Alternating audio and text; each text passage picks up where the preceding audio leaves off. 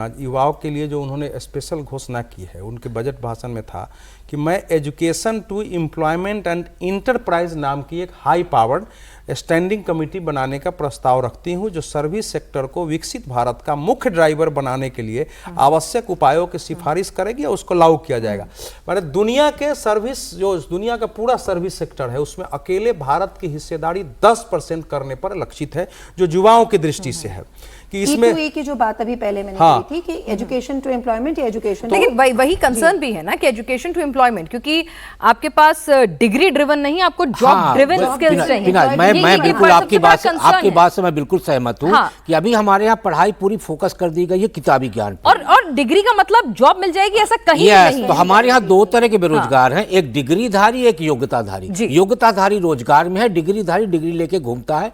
और वो अब इनका फोकस ये है कि जो नया युवा है वो तकनीक पे और कौशल पे दोनों पे अपडेट होना चाहिए। लेकिन कौशल के लिए तो बाकायदा मंत्रालय भी बना दिया गया, skill development, skill development ministry भी खड़ी कर दी गई, लेकिन जो एग्जीक्यूशन है कहीं ना कहीं वो लैक कर रहा था। तो उस पर फोकस इस बार शायद अब दिया जाएगा, अगर हमें मैन्युफैक्चरिंग को इंक्रीज करना है, 25% का टारगेट अचीव करना है। आप यदि पढ़ाई में टेक्निकल पे फोकस करेंगे, तकनीक पे फोकस करेंगे, जिसके लिए उन्होंने कहा कि पढ़ाई को और किसानी को दोनों को AI पे, यानी यदि आपको विश्व स्तर पे कहीं ना कहीं खड़े होना है तो आपको AI के सपोर्ट से आगे बढ़ना पड़ेगा। यानी आपको अपग्रेड रहना होगा कि दुनिया में क्या चल रहा है। सिर्फ किताब पढ़ के आप आगे परीक्षा दे ले और पढ़ के आ जाए नौकरी मांगे, ऐसा नहीं होना है। आपको एक नए युग के साथ नए तरीके से युवा को तैयार करने की एक पहल। बिल्कुल, और वो कंसर्न जो है वो लगातार इकोनॉमिक सर्वे में भी और कई बार इंडस्ट्रियलिस्ट ने भी उठाए हैं कि भाई हमारे पास स्किल्ड लेबर की जो कमी है, और क्वालिटी भी तभी आएगी जब स्किल्ड लेबर होगा।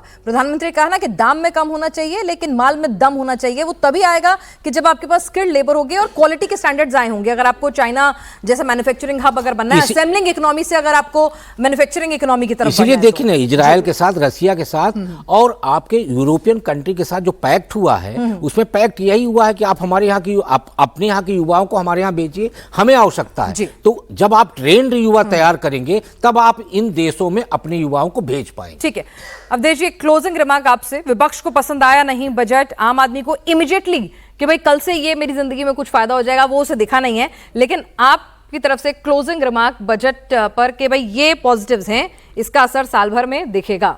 नहीं, देश की सबसे बड़ी चिंता इस समय थी कि जो कुछ अमेरिका ने किया है और हमारे यहाँ उसका जो कपड़ा उद्योग से लेकर के बाकी पर पूरा एक असर हुआ है, भारत उससे कैसे निकलता है।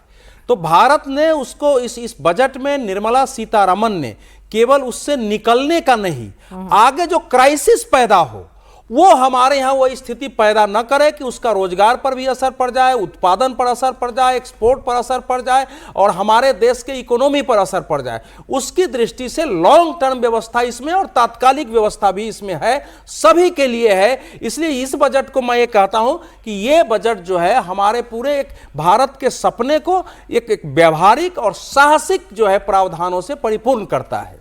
चलिए, तो हमारे इस पैनल ने ये कहा कि हो सकता है कि आपको आज बजट के अंदर कुछ भी ऐसा ना दिख रहा हो कि भाई आपके कल से आपकी जेब में इतने पैसे एक्स्ट्रा आ जाएंगे, ये बजट बच जाएगा, होम लोन सस्ता हो जाएगा, लेकिन ये बजट जो है वो एक लॉन्गर विजन के साथ आया है, जिसका असर आपको धीरे धीरे पता चलेगा अपनी रोजमर्रा की जिंदगी में, जब जॉब क्रिएशन ज्यादा होगा, मैन्युफैक्चरिंग ज्यादा होगी। ऐसी उम्मीदें जरूर लगाई जा रही हैं, क्योंकि उस दिशा में तमाम योजनाएं, तमाम अनाउंसमेंट उसी दिशा में की गई हैं।